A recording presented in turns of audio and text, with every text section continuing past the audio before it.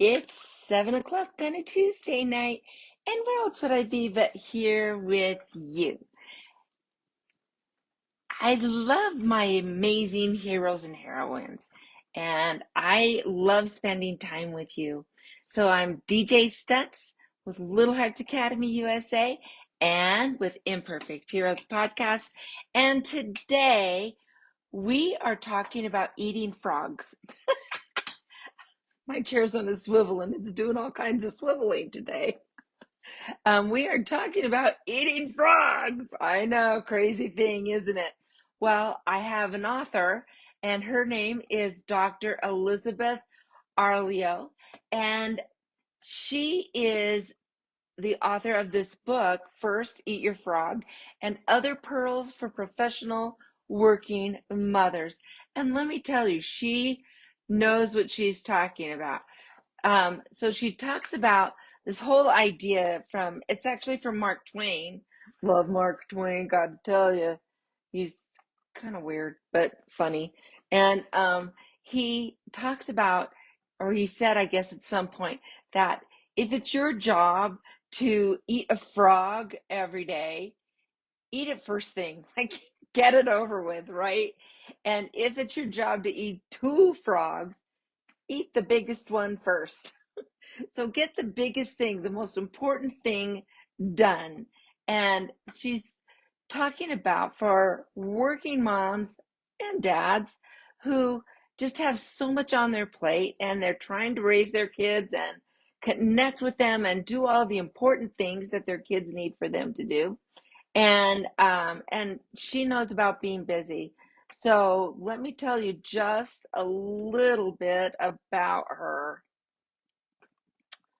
Where is it? Oh my goodness. She has so much going on. I had to get it down. So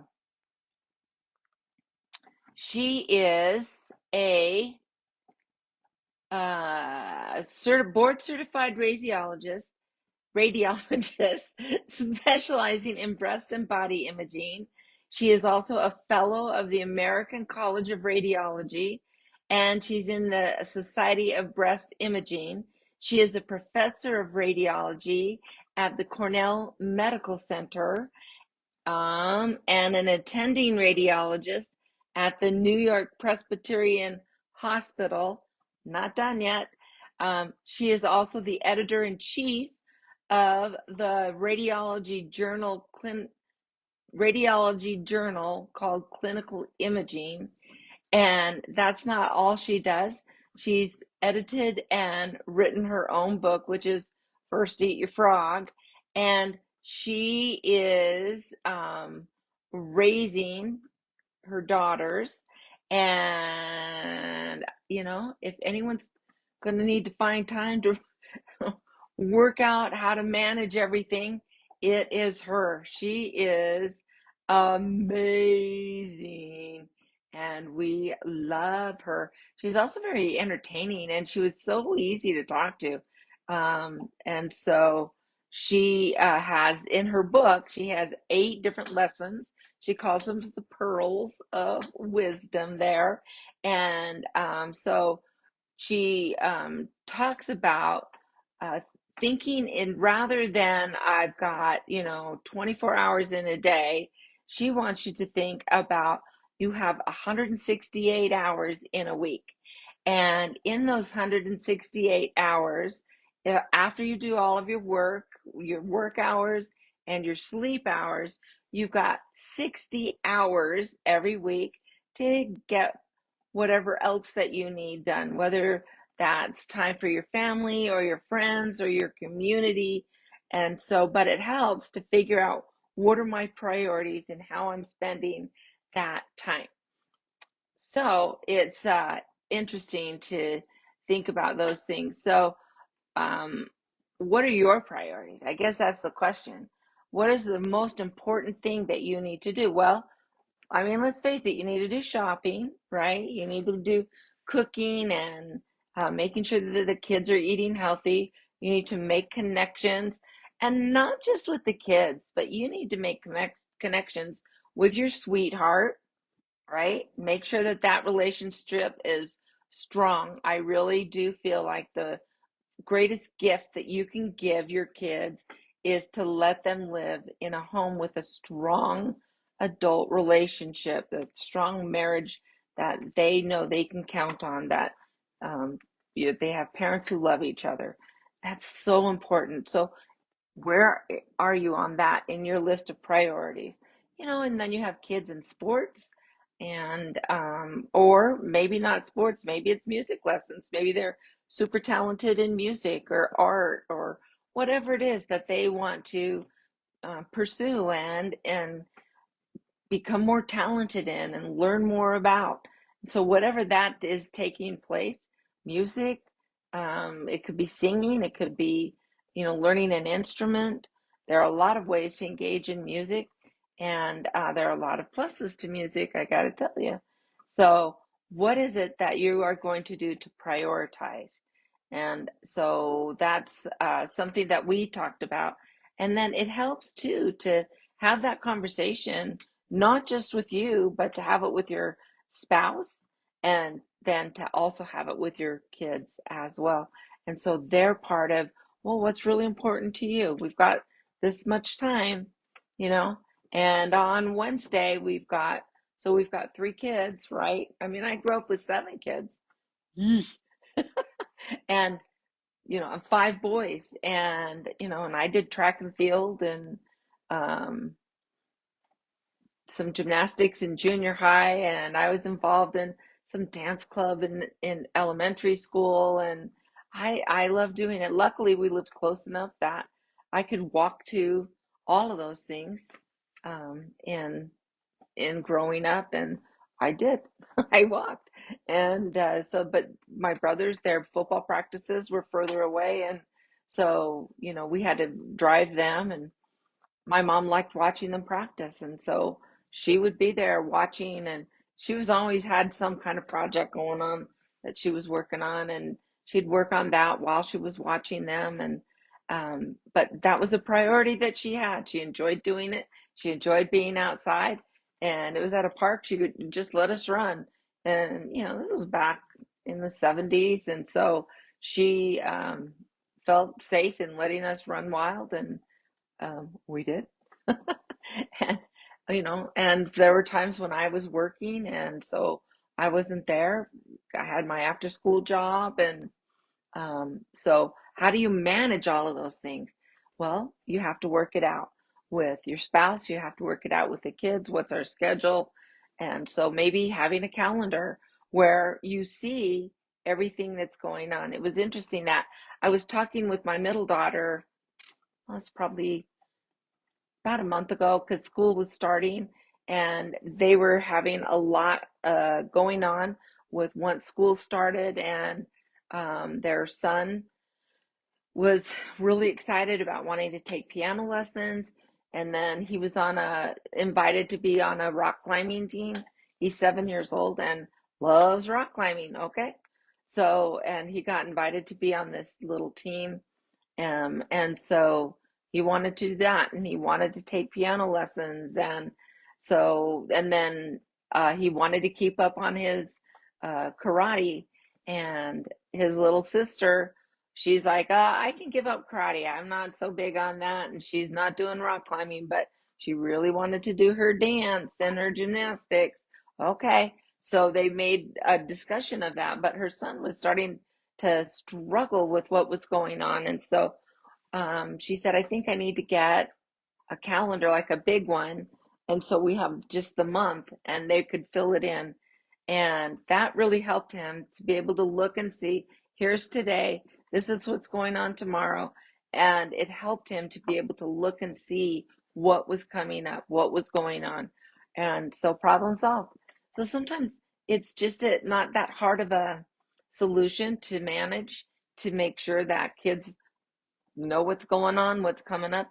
It was all stuff that he wanted to do. And he came to his mom at some point and goes, Mom, when is my time that I just get to be home?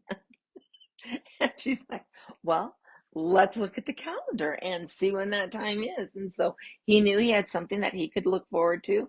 And this is the day that I get to be at home in the afternoon. and just jump on the trampoline and do my thing. So sometimes having that level of organization is really what's going to help you as you think of your priorities and what you are going to do. All right. And so I already mentioned that, if it's your job to eat two frogs, you eat the biggest one first, right? And so that means that what is the most important thing to do, and get that done as early in the day as you can, so that you know that, okay, that's handled. So if things start falling apart, it's not that the most important thing that is might get left on the table or on the floor or in the backyard, right?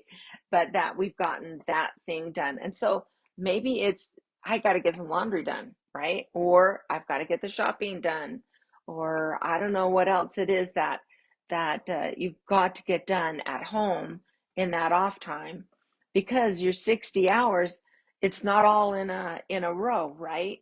So you might have time, while you're getting the kids ready in the morning, you might be doing some multitasking to make sure that something is done before. You're going to have some time after work, that you are able to get some things done. How can I make my morning go more smoothly? Are you able to get the kids' lunches together at night? Are you able to let them get their own lunches together? And are you prepping them for that, so that at night you're not just making, hey Nephi, at night you're not just making their lunches for them, but it's like, hey guys, come on, let's get the lunches done. So what do you want? You give them some choices, and I don't care if they're brown bagging it or they have a special, nifty little lunch bag that they are doing. But they're helping you put it in. Ooh, that wasn't good. And so that they're helping you put it in the lunch bags, and they know where things are. So then you can graduate from, do you want this or this? Okay, put it in.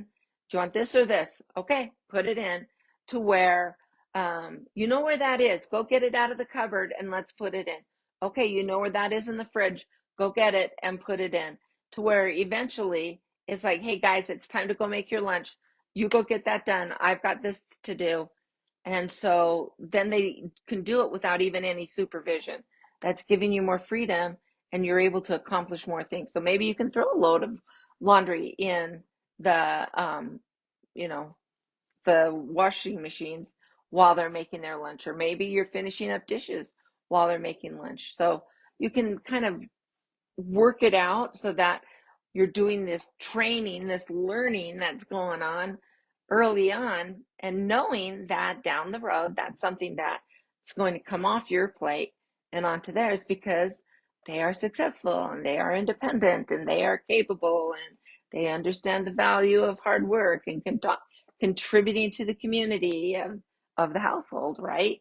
And so that gives you more time to maybe have a night out with your sweetheart, or if you're someone who likes to go out with, a girl's night out or a guy's night out. I never really felt the need. That's just me. If I was going to go out, I just wanted to be with my sweetheart. That's just who I like spending time with. So, but other people I know, and I know other people have different personalities. There's no right or wrong there. But so if you do need time to go off and do things with friends, do it. Yeah. But then make sure that you're setting things up so that your priorities are managed, so that you don't come home to a total disaster because you didn't eat the biggest frog first, right? Okay. So very good. Very good. And then, and then she said this, and it was like, whoa, to me. I couldn't really believe when she said that. It really made me think. She said, stop apologizing, particularly for professional working moms. They're always apologizing, but this goes for all genders.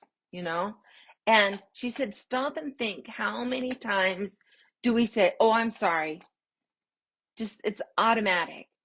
And we talked about, like, when you go to the store, right? And you have your cart and you're just turning a corner and someone's there. Oh, sorry, I'm sorry. Instead of, oh, excuse me, or whatever. Like, why are you apologizing for just going around? Did you run into anybody? Did you? No, you didn't. You have nothing to be sorry for, and yet we're only saying, oh, I'm sorry. For what?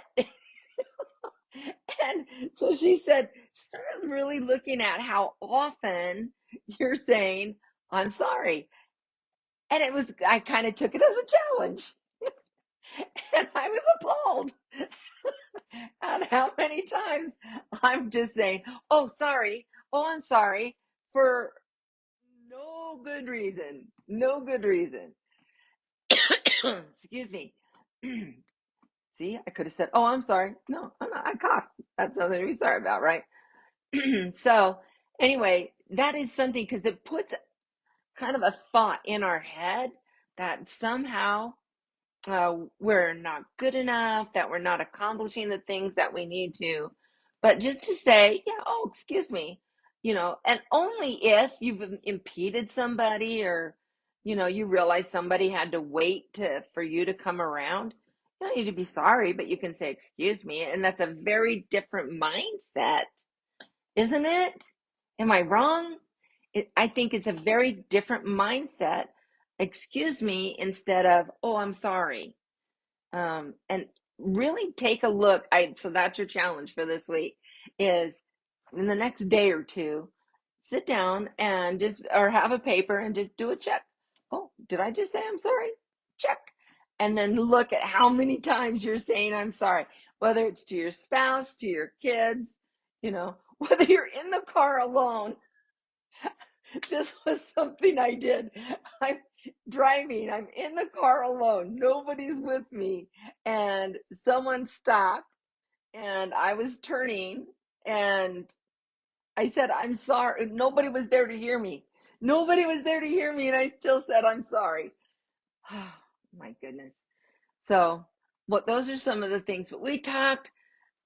It's a great episode. It's a great episode, and it's a fun episode, and it is not too long. It's just 36 minutes altogether, and so it's a nice, easy listen while you're doing some other things, doing that multitasking that allows us to get things done. But she is so fun to listen to, and she is just so insightful about really thinking about the psychology of how often are we setting ourselves up by not prioritizing, not eating our frog first thing in the morning, right? And just getting our things done in the day. So I hope that you listen to it. It's episode 116. Can you believe that? 116. And it's called First Eat Your Frog and Other Pearls for Professional Working Mothers. And it's a great book. If you love the episode, go ahead and order the book. The link will be in the show notes of the podcast. It's also, well, it's not on Rumble yet and YouTube, but it will be. I just got up. I think I just got up the one on Tips. I don't know. Go to Rumble, see what I have up, and YouTube, see what I have up. But I just put one up, another one up a couple days ago, and I'm working on some more. So enjoy it, have fun, and let's find joy in parenting. And thanks, Nephi, for popping in. I always appreciate seeing your name. And we'll see you later. Bye, guys.